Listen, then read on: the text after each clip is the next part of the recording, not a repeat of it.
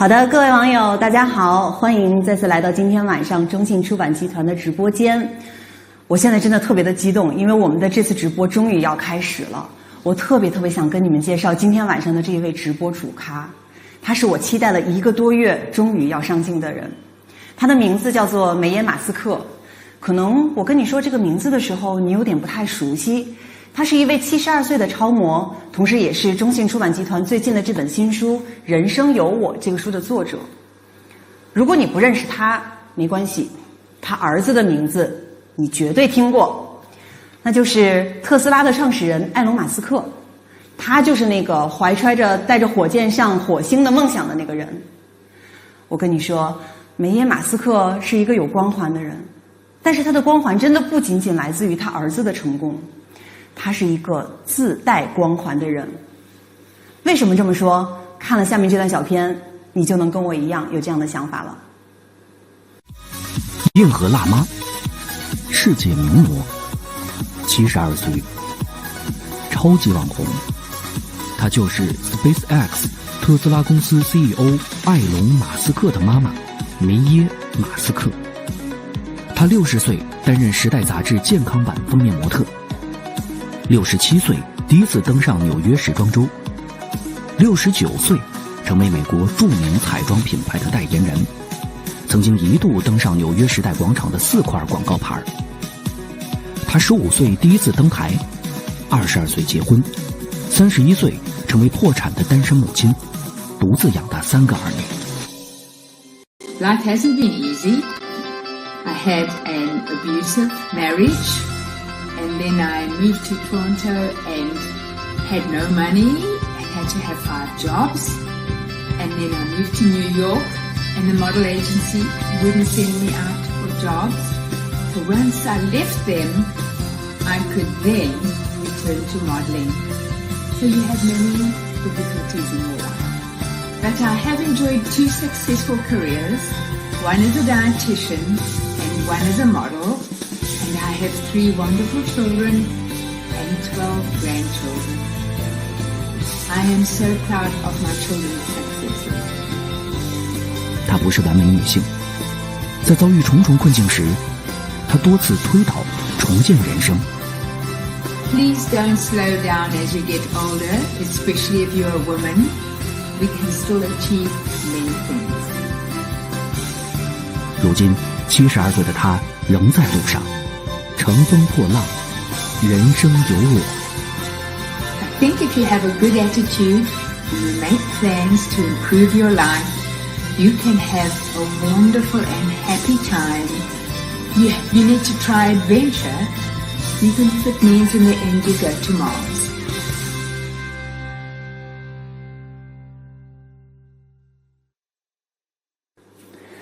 好的，在看过这段小片之后啊，我现在真的特别想知道，屏幕前的你们是不是跟我一样啊？在梅耶马斯克第一次出现在屏幕上的时候，一声发自内心的感叹：“哎，我的天哪，真的是太美了！”我在这里还给大家补充一个小细节啊，就是梅耶马斯克在登上那4块纽约时代广场的巨型海报屏幕的时候，那个之后呢，埃隆·马斯克有一次开车路过纽约时代广场。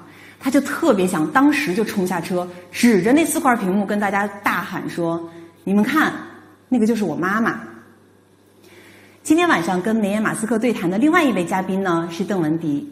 邓文迪的名字可能有很多网友都比较熟悉了，她也是在女性独立和成功这一领域一位比较有代表性的人物。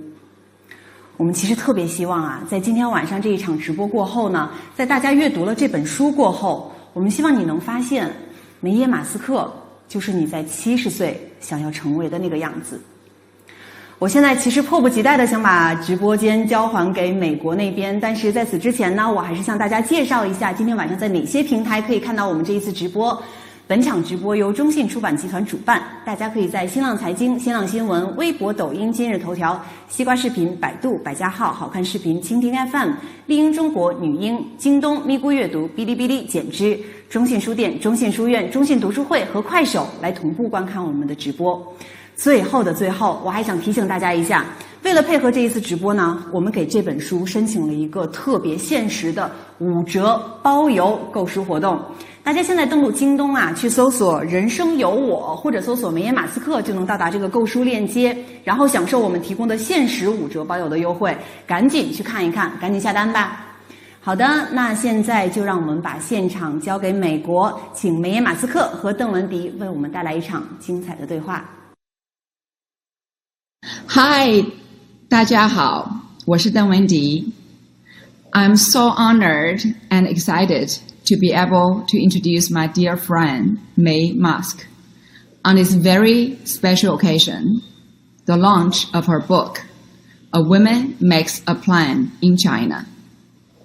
May is one of those truly amazing people whose life is an inspiration to us all. I first met her in New York at our friend Hugh Jackman's movie premiere for The Greatest Showman. Her beauty, grace, and wisdom instantly captivated me. She's probably best known worldwide as the mother of Elon Musk. She has been a beautiful model for over 50 years. And at the age 69, she has become the face of the CoverGirl campaign. However, May's achievements go far beyond those.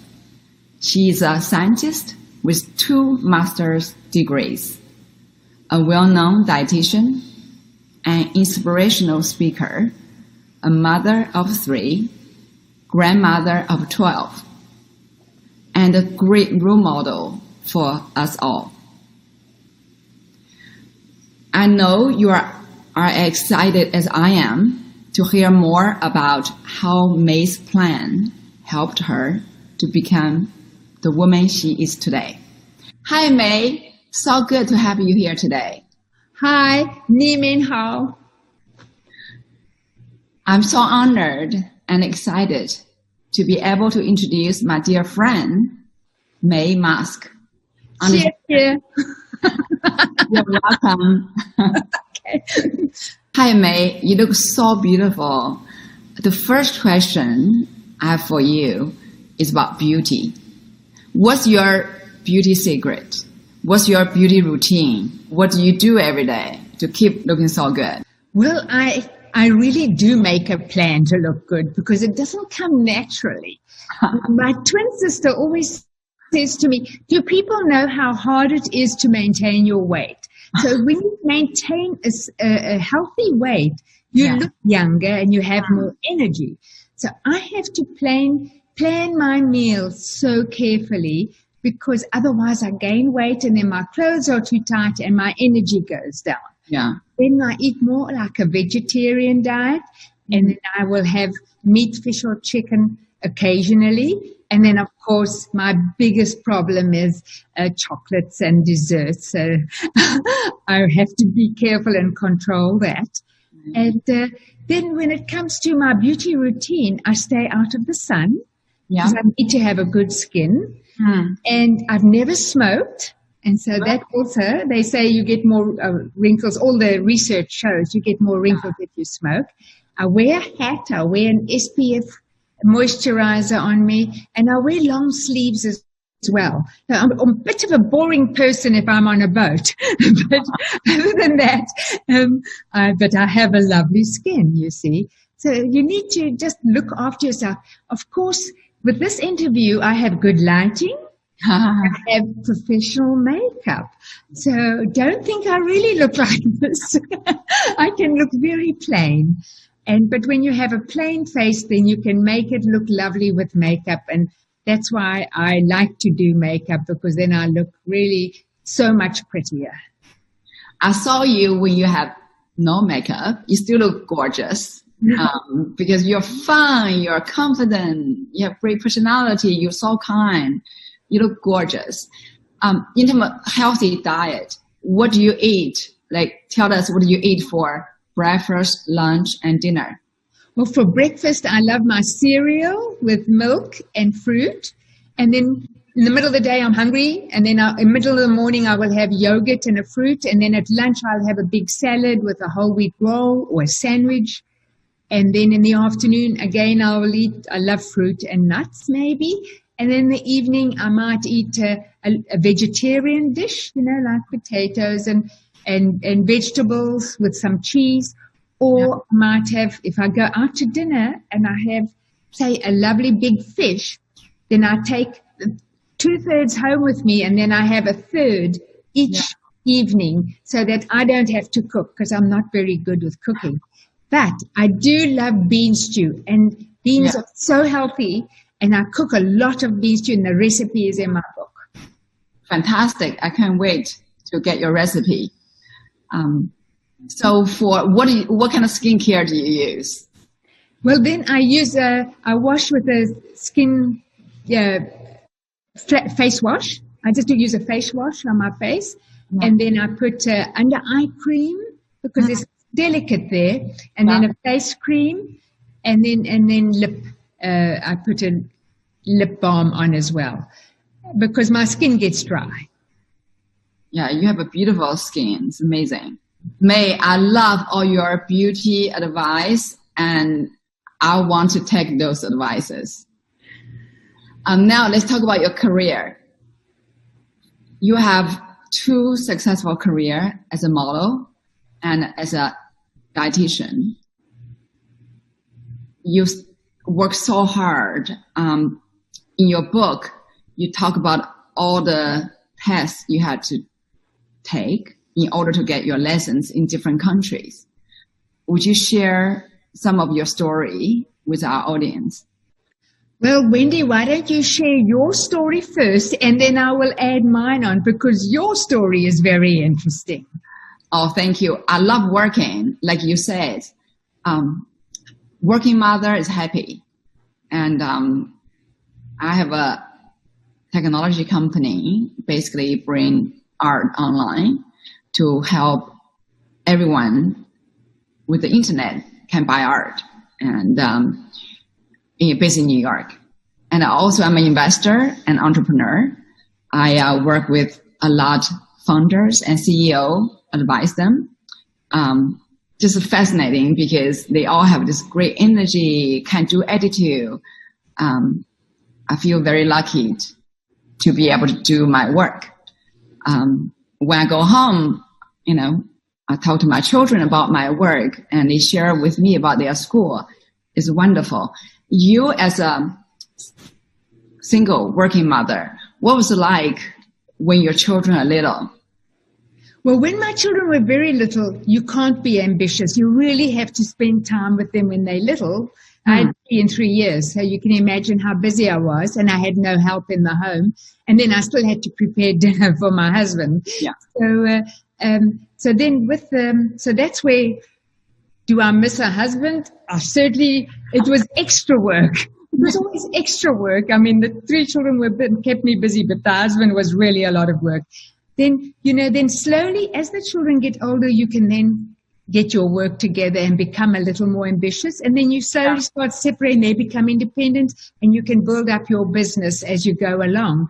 And then, of course, I wanted to study more because I wanted to be the best dietitian and up to date on nutrition research. That's why I did a Master of Science degree. And also my fiance had gotten another model pregnant and moved in next door to me. So my heart was broken. Yeah, I know. It's not fair. Anyway, but then again, it was the best thing that ever happened because then I got a Master of Science degree. Can you see? So you come out of a bad situation where you are sad because you don't know why everything went wrong, and then you move to a new city and you start a new life. Yeah. And then, so all the time you're struggling to survive, and you're learning new things, and you becoming successful slowly. And then, of course, I moved to another city and I start all over again. So, as I say, don't do that.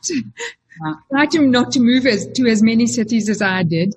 But the thing is, you need to work very long hours. So I did work very long hours. But I worked from home, which was nice because the children are there. And I said, I was actually telling Tosca that, Yeah. oh, but you behaved so well that I could have my office at home. She says, no, sometimes we were noisy and you would come out and you would send us to our rooms.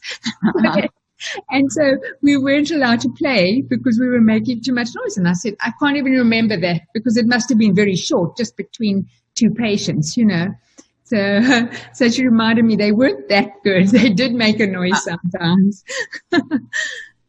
But when sometimes the worst thing happened to you turned out to be the best thing ever. I know. Life. Oh, yes. Yeah. I can relate to that.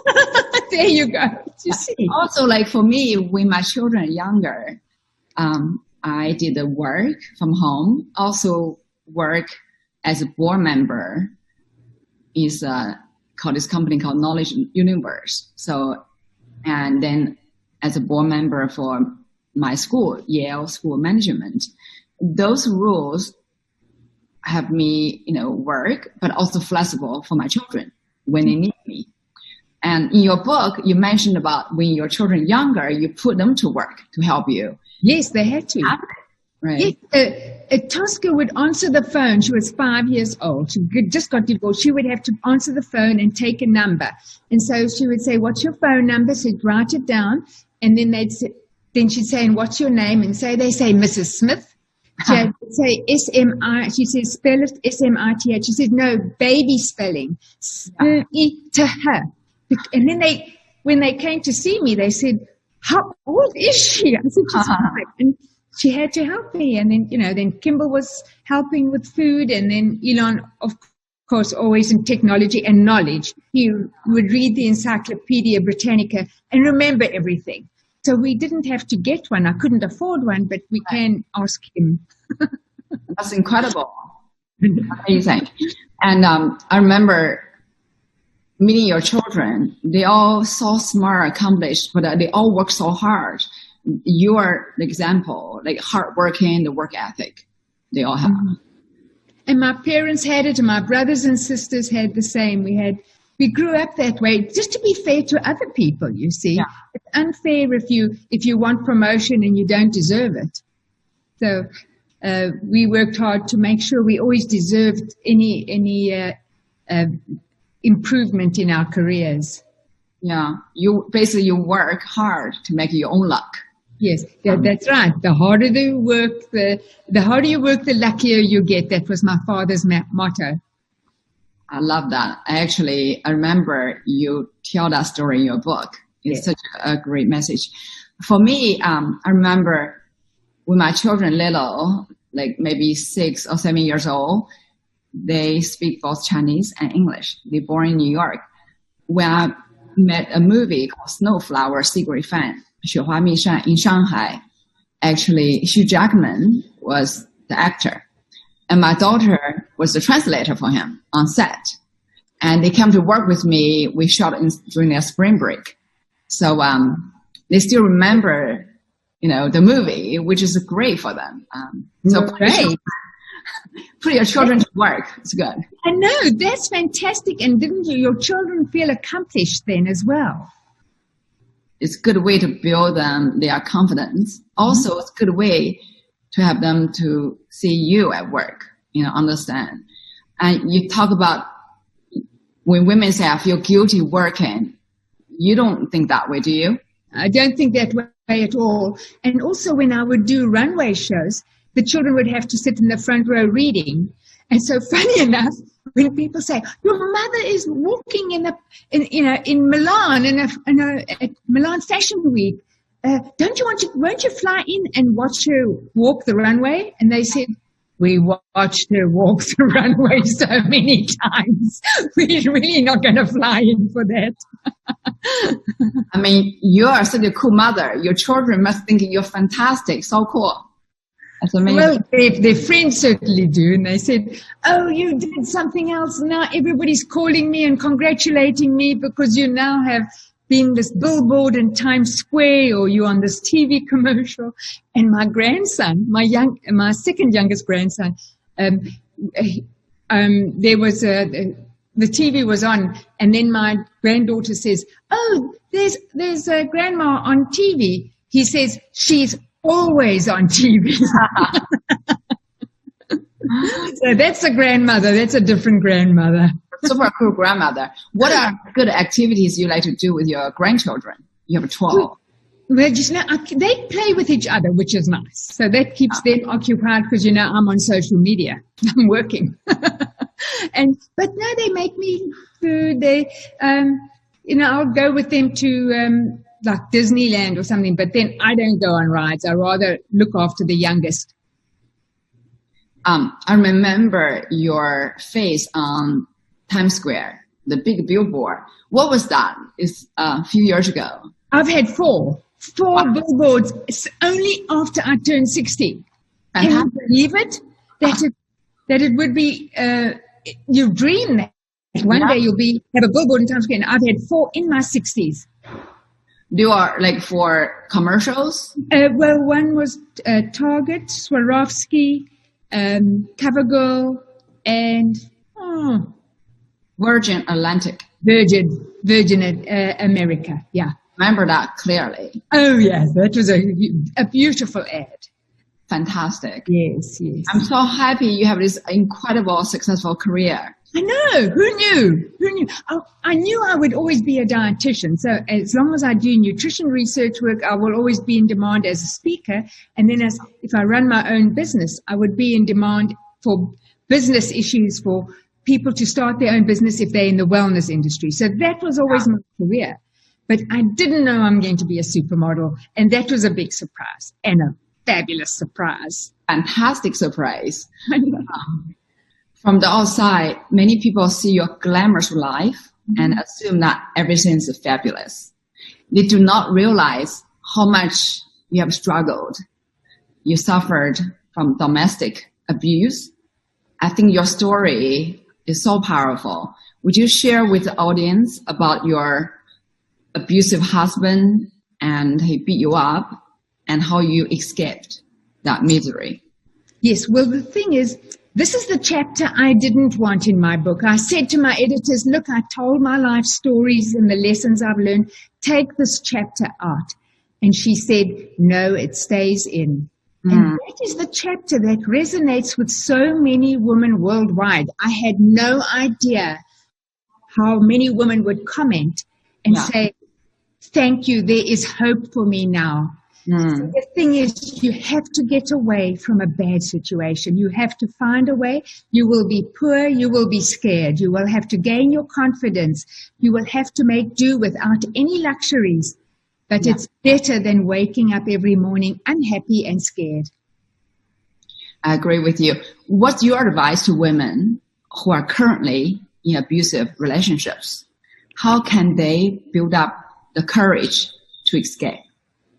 They have to make a plan. They have to decide, can I talk to my friends? If you have any, like I didn't. Can you talk to your family? Now, I didn't speak to my family because you want to be loyal to your husband.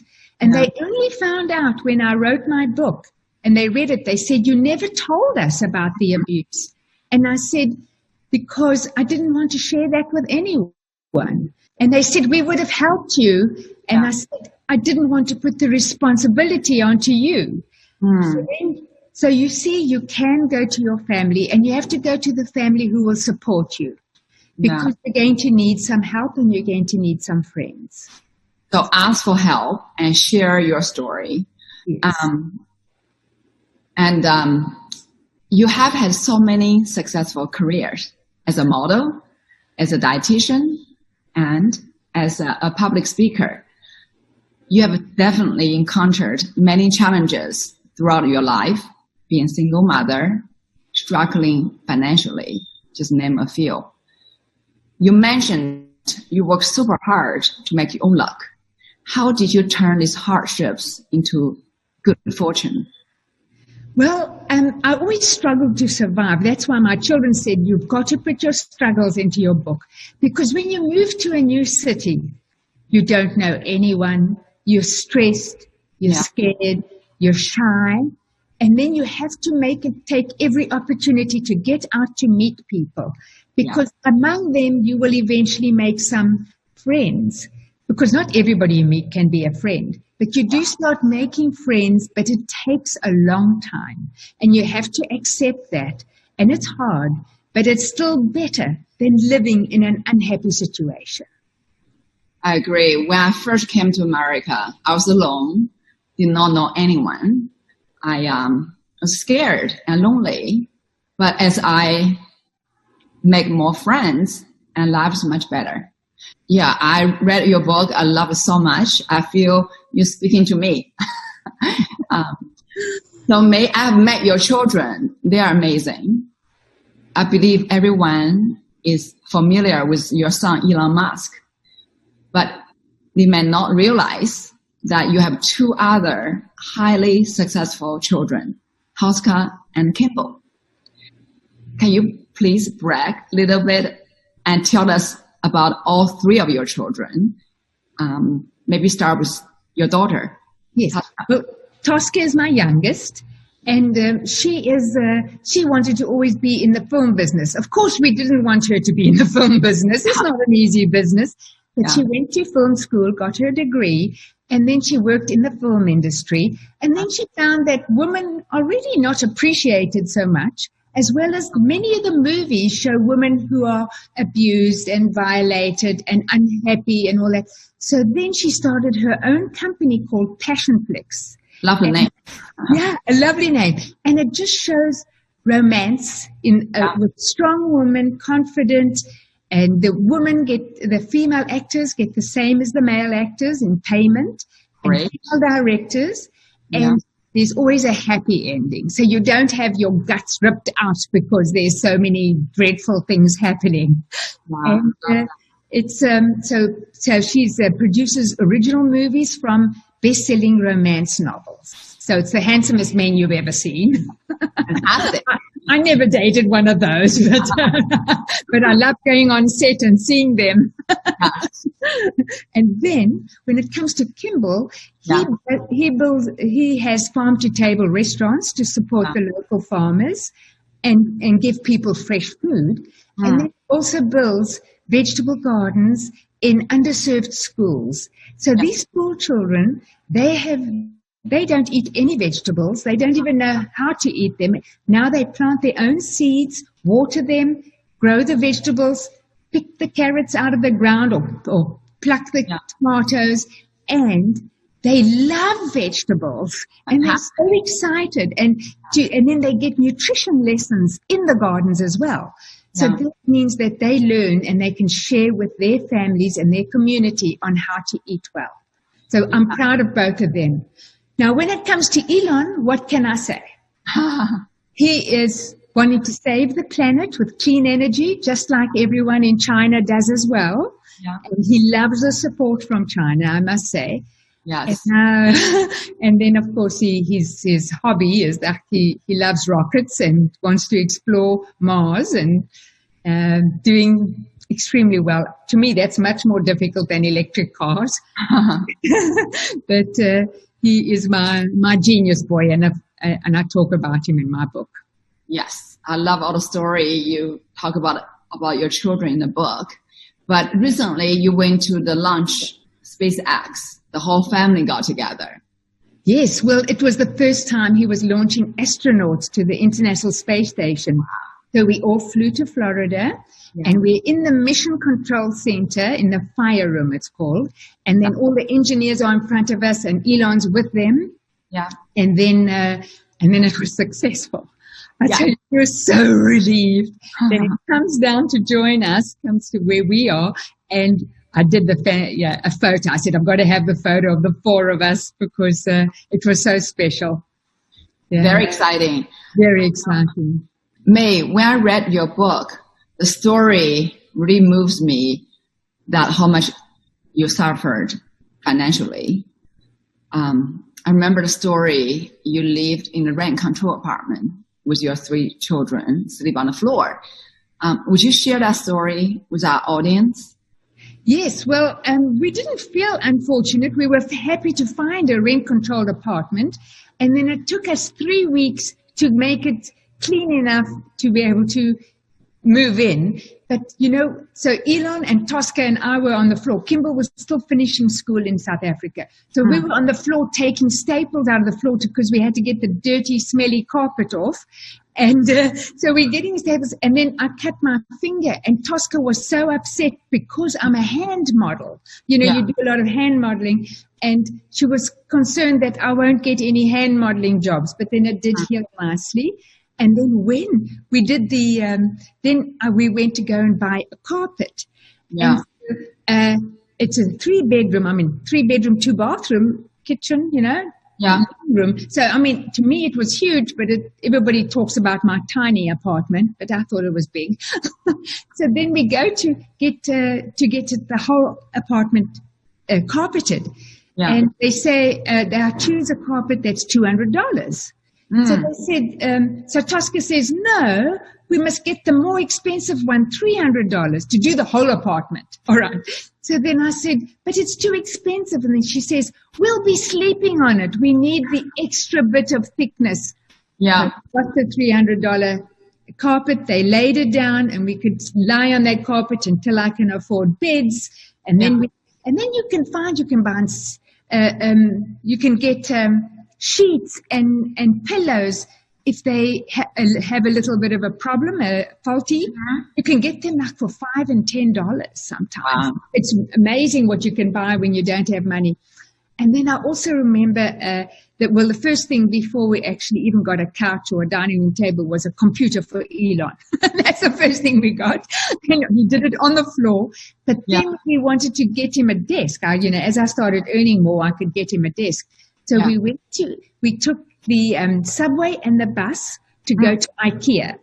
And we got to IKEA, we bought the desk, but it's a huge desk and it's too heavy for us to walk to the subway from IKEA. So I went into the parking lot and I said to a man with a truck, I said, can you give us a ride to the subway? He said, yes, he would. So you see, a kind man, a stranger, a kind man. He took us to the subway and then we took the huge, you can imagine how big it is, into the subway, into the cart, and then, and then we got home and we put it all together. So, and we were happy.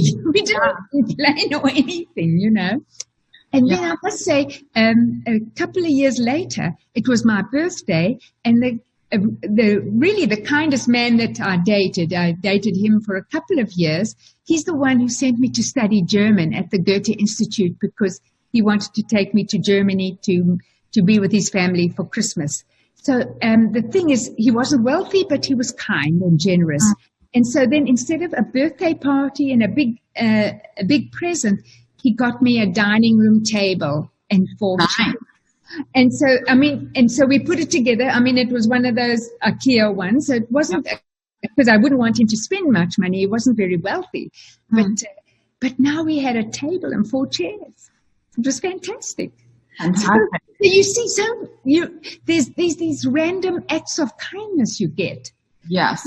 And I remember at the University of Toronto, I was booked for a TV commercial and I desperately needed it. And I said to one of the professors, I have to write the exams to register as a dietitian, but it's the same day as my TV commercial. What should I do? She says, I'm on the board.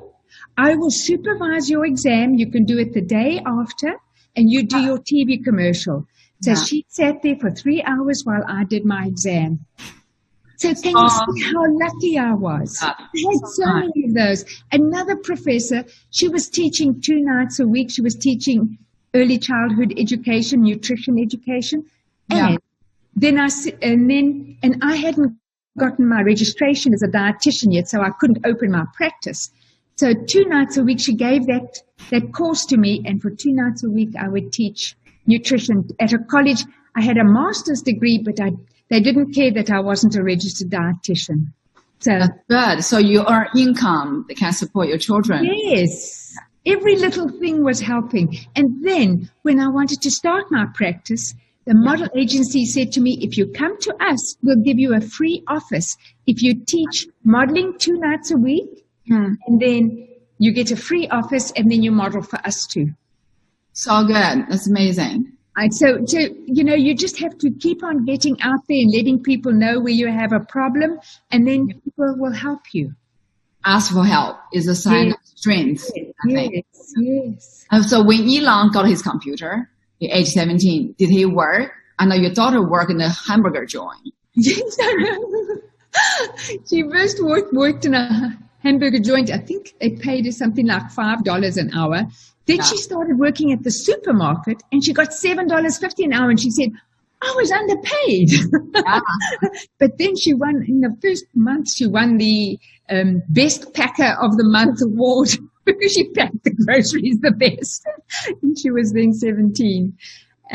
So when Elon got his computer, they were just starting to get computers at the University of Toronto, but no one knew how to work them and that. So then he got a job selling computers, but then he would actually have to teach people how to use them too. So he included that, and then he gets like 10% of whatever he sells. So then he sold to some of the professors and then had to teach them. And of course, we didn't know what a mouse was or how to search for anything or even how to switch it on. And he had to teach the professors how to do that. So then he was about 18. I love the story when you visit Elon in college and you're quite running a business of hosting parties. You have all this cash. I know. So I go to Philadelphia and he's in this ghetto house, this big mansion that's falling apart, or it's 3 stories, but it's really falling apart and disgusting. So I go there and I spend a day cleaning up. They didn't even notice. Him and all his roommates didn't notice I was taking garbage bags of dirt out. But then one of his friends didn't meet me yet, and he heard that I was going to be there that night, and there was a big party happening. And he says, you can't bring your mother to our party. So he said, I'm sorry, she's staying with me. So Elon had a room at the very entrance to this ghetto house, and he had a mattress on the floor. So that's where I would sleep. And the thing is, that was also where the coat check was, when they would sell tickets. They would have the best bands as well as music and disco on the different floors. And then they had a bodyguard at the beginning, I don't know, or somebody who took the money. But then they would give the money to me. And then I would also look after the coats, because the coats would all come into this room, the first room as you enter on the left. And so I would sit on the bed, and then the money came in. And then I saw I was getting so much money. So I put the money in a shoebox, and I got a pair of scissors. And I said, if anyone tries to steal this money, I'm going to stab them. Nobody did. And so then, and that's how they also made money that way. Amazing. You mentioned that when you first in Canada, you didn't have credit card. It's so hard to apply for a credit card. Yeah. So you go to the banks you have no credit record. I didn't know there was such a thing as a credit record because they didn't have that in South Africa. So then I go to the banks, and nobody wants to give me a credit card. And then somebody says to me, so again, a kind person who says to me, department stores, you just have to get somebody, of course, an immigrant, says you just have to buy just something very little and pay it off right away, and then you get a credit record. So I go to Eaton's, which was the biggest mall there in Toronto, and I said to them, can I get a department credit card? And they said, but you've got no credit record. And I said, well, you see the poster in your office? That's me. And they look and they say, it is you. We'll get you a credit card. So they gave it to me. I bought like $10 of something and paid it off. And then again, the next month, $10 of something, paid it off. Although I did buy Elon a $99 suit, which came with 2 free shirts and 2 pairs of socks and 2 ties. That throw in if you buy $99 suit, which because he got a job at a bank. He wore the suit every single day because he only had one.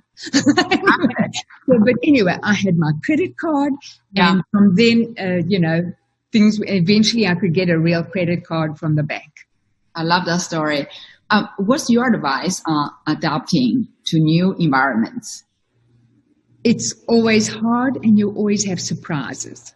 And you get shocked. Like I remember I had a bag of coins, the $1 coins, because I would take it for the bus and then for the subway, and then one day I'm in the bus and tourists are saying, "Can I have a transfer?" And they took the transfer and they went into the subway, and I said, "There's transfers?" And so, because I didn't know anybody. So then I found, because it was a bus, subway and bus for me to get to the university, I could now use only $1 instead of $3, and I didn't have to carry this big bag of coins. So you learn everything, you learn slowly. Yeah, always learn. Then I have a modeling job, and they say you need to bring four hose and pumps. And I said, I'm not a fireman. 4 hose and pumps. They said, then somebody else said, it's autumn is fall, and hose is stockings, and pumps are high heel shoes. So then I knew. Then I went to do the runway show, and then they called my agent and said, she's so unprofessional. She only has sandals. I came from South Africa. Right. Of course I only had sandals. So then they said, I'm very unprofessional. They wanted to fire me from the runway show because we supplied our own shoes. Yeah. So then I was in tears. And so one of the models said, there's this shop that's $19 for shoes. So I went there and I bought 2 pairs of shoes, and I wore them with all the runway shows until I could afford more. So there again, a kind model helped me. Yeah. And you, as a friend, for me, you're super kind. You're a kind person. You always try to be helpful to your friends. Yes. It makes you feel good when you're helpful to friends. Yeah. Yeah. I know that every mother listening to this wants to hear your advice on raising such accomplished, successful children. Yes. Well, first of all, you'll see in my book I talk about adventure. So I come from an adventurous family, and we were 5 children, but they taught us to be independent because my parents worked till 6 p.m., so we had to go to school, we had to do our own homework, we had to choose our own subjects, we had to go to our ballet lessons and dance lessons and piano lessons and sport. They had they were supportive because they had to cover the costs of the costumes, but they accepted we had to be responsible for ourselves. In the same way, with my children, I worked from 7:30 in the morning till sometimes 10:30 at night. Yeah. They had to be responsible for themselves, and they were. They chose their own subjects. They chose their own universities. I was a research officer at the University of Toronto. They could have come there and studied medicine for free. And instead, they got scholarships, they got loans, and they went to the universities to study what they wanted to do. And they are responsible for themselves, and I'm proud of them. You're very supportive, all your children, their own interests. That's great. So you have moved around a lot. You have lived in 3 countries and 8 cities. It's certainly an exciting life. Moving from city to city, what are the biggest challenges you have faced? Well, first of all, I don't recommend it at all. It's really, really hard to start off in a new city. Yeah. But there were reasons for doing it. One was to do my first master, to get divorced, and then my first Master of Science degree, and then to be nearer my family, then to move to Toronto, where my funds were blocked. So I had to live in a rent-controlled apartment. We fixed it up. We would sleep on the floor. It didn't matter. We were happy to be there. That's where my children wanted to be. So, so I have to start my practice over. I have to rewrite the exams to register as a dietitian. And then when I moved to the States, I had to rewrite the exams again at 48. I have to do biochemistry, physiology. I had to re-study all that again. And it's really hard to move countries if you have a profession. Yeah. But look at me now. I'm just getting started. Amazing. You have always doing new things to better yourself. Is there anything you have been learning or doing recently? Yes, what I've been learning is that when there's a lockdown, you can study the languages you can speak French, German, and Dutch. And I speak them, but not well because I don't get a chance to practice them. So I've been watching a lot of those movies, and my languages are improving. That's fantastic. You speak English, African, French, German, and Dutch Afrikaans. It's very similar. Yes. That's incredible. It's incredible. You often tell me in your 70s, you feel the most confident and happy, that you are having the best time of your life. I just love that so much. But many women do not feel this way. What's your advice to other women who worry about aging? Well, if they're worrying about aging, you have to ask them why. Who's making them feel that they're aging? Is it themselves? Well, then that has to stop. But if it's somebody else telling you you're getting old, they can't be your friends anymore, and you find friends who are your own age or show your accomplishments so that you get advanced in life and become successful and admired for your intellect and the wisdom that you have, and then you don't worry about aging at all. I don't. And if you could go back in time, what advice you will give to your younger self? Well, to your younger self is when you're in a bad situation and you figure that out, you need to move on. You don't think you can change people or the situation. It's hard to change people who are not nice people. You need to mix with people who are kind and good to you. And you, again, are kind and good to other people. And I should have moved on quicker than I did. So I was very hurt very often. And I'm glad I moved away from all those situations. Yeah. Surrounding ourselves with positive energy and good friends, right? And get out the bad situation quickly. That's great advice. Modeling is a tough job that often comes with many rejections. How do you overcome rejection and build resilience? Well, the thing is, if you go for 20 auditions and you get one job, you're actually doing quite nicely. I would sometimes get one job out of every 10 auditions. So I was really doing extremely well. But then you really need to know, you can't think about why they rejected you or analyze in your mind, was I too thin, too fat, too old, too young? What was my problem? You have to move on. You need to keep yourself busy with whatever else you're doing. Fortunately, I always had my private practice, or I was giving speaking engagements, or I was consulting, doing media work. I always had other things to do. But when it came to modeling, you get a lot of rejection. But if you don't go to these auditions, you can't succeed. As our world has become more dependent on social media, how do you think social media has impacted your career as a model? Well, first of all, I don't do auditions anymore. They look at my Instagram and they say, what? Look what she looks like. We can book her for a modeling job. And who knew? No auditions. So all that rejection I don't get anymore. Isn't that wonderful? And it's about time. It started about 67 years old. So, at long last. Yeah. As I say, social media helps me a lot. And that's how I found IMG Models. That's how I got CoverGirl. That's how I got my book deal, and then now my book's going to be in China, and I'm so excited about that.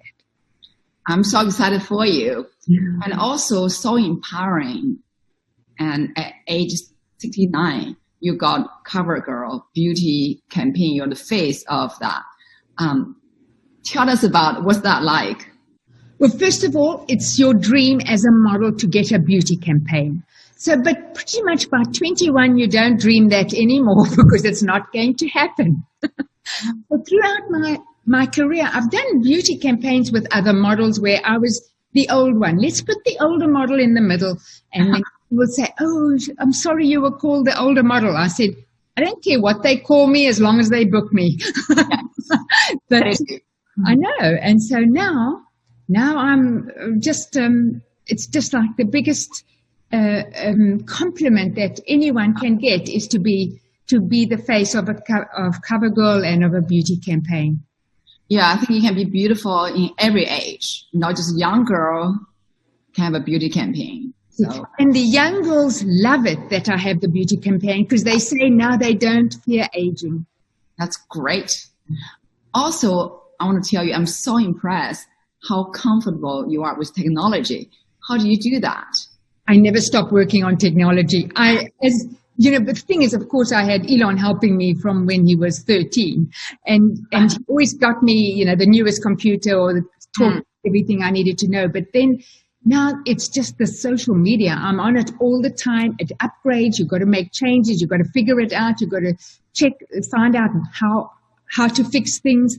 And you make mistakes and then you delete them and then you try again. And it's continuous learning and it keeps your brain working, and that's important. And that's how it's better than going for auditions.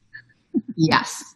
How can we change our perception that technology is only for young people? I didn't know that because when I meet young people, they say I know more than them. So that's definitely not only for young people. Basically, I love you just like very open-minded, always learning about new things. Technology is just one of them. Then you learn and use it. Mm-hmm.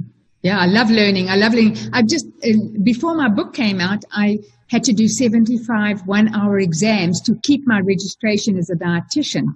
But I love that because it's nutrition research. Yes. The thing is, you don't maintain your professional status if you don't keep up to date. So I have to keep up to date on everything. Great. So May, you told me that you are unlucky with your love life. However, that has not prevented you from living a happy and fulfilled life.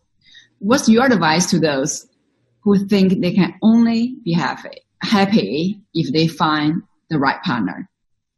If you meet someone and everything's going wonderful, then that's great. And you can have happy marriages because most of my family have happy marriages.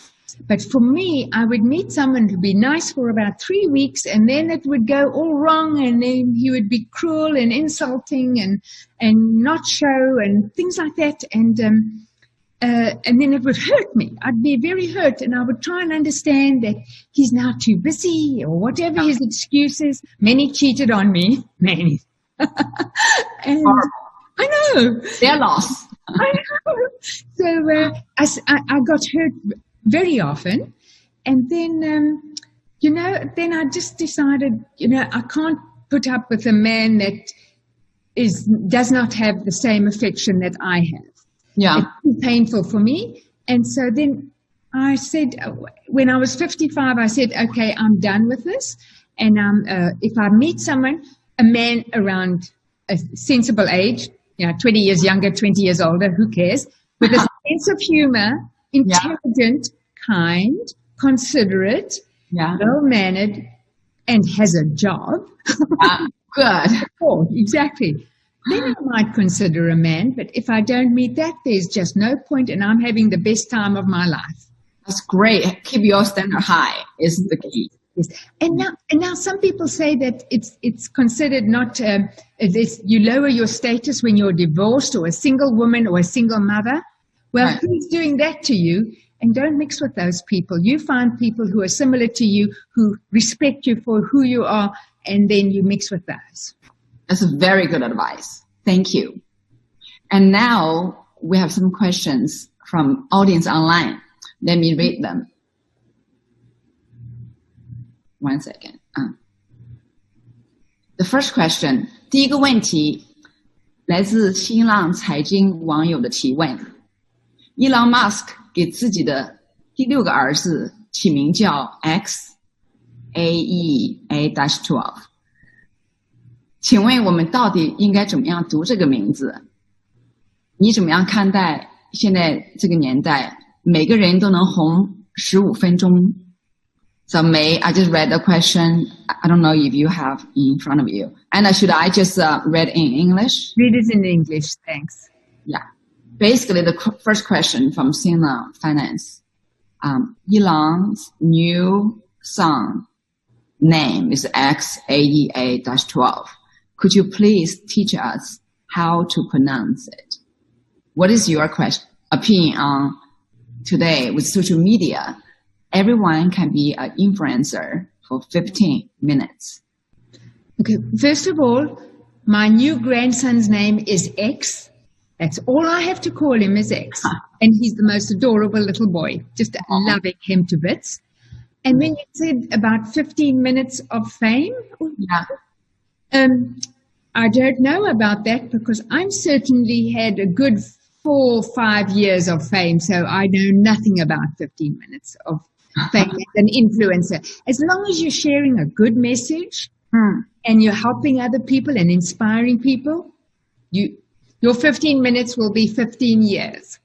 Yes, you definitely inspire us. 第二个问题是来自今日头条的网友。还有不到10天，就是中国学生的大学高考，牵动千万考生及家庭。你作为养育了3个优秀孩子的母亲，有没有什么建议或话题和我们的考生和家长分享呢？ So the second question is, in 10 days in China will be the Chinese National College Entrance Examination. This infecting hundreds, thousands students and their family. As a mother of 3 successful children, do you have any good advice to share with the students and their family? Well, first of all, for many parents, it's actually painful to let your child go away. I didn't have that pain. I found it gave me a lot more freedom. And then let the children choose what they want to study and be responsible for the results. I never nagged my children. I didn't ask them for the results. It was up to them, and they did just fine. Very good. You did great. Basically, you respect them, give them freedom, not tell them what to do, and treat them like grown-up. I treat them like grown-ups, and I pretty much have treated them like grown-ups. I've made them responsible for themselves all their lives.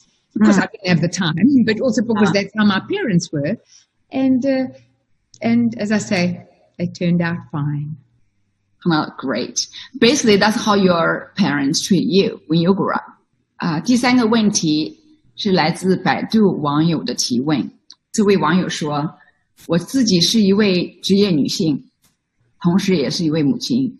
繁忙的工作和养育的责任让我应接不暇。想问一下May，你是怎么样平衡独立女性与母亲的角色转换呢？” The third question from Baidu is from a mother. She said, I am a career woman and a mother. I have a very demanding job as well as demanding family. I want to ask your advice, May. How do you balance between an independent woman and, become best mother for your children? Well, I was fortunate because I worked from home as a dietitian. So my children, a bedroom I made into an office. So that was good. The thing is, many women feel that they should be with their children, but they really need to work. Yeah. And if they're still getting a lot of pressure from the family, is the family helping her? Is the family, members of the family, are they helping cooking? Are they doing the laundry? Or is everything that the mother has to work as well as do everything else? Because that will be hard on her.